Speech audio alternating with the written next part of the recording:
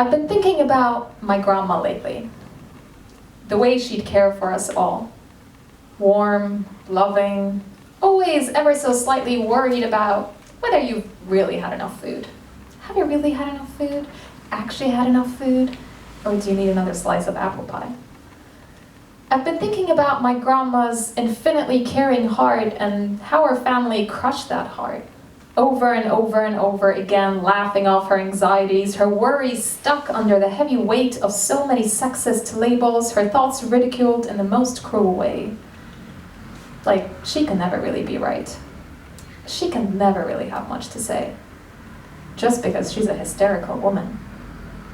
I think about the way she spoke of all the children from the orphanage where she worked, her voice filled with love and attention, even for the ones society carelessly brushed aside, even for the ones she couldn't bring herself to understand.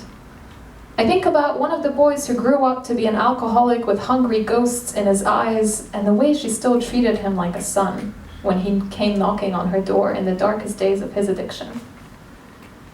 I think about my grandma's boundless empathy and her beautiful soul somehow always seen as naive, stupid, irrational, as though it's dumb to care, as though caring is only reserved for moments when you get something out of it, as though understanding is purely reserved for those you agree with, as though that's just a pointless way to be.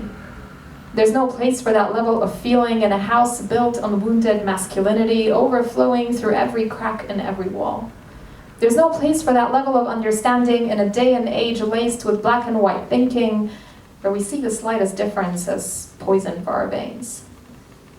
I think of my grandma, and I remember years and years ago, when they said she lost her mind.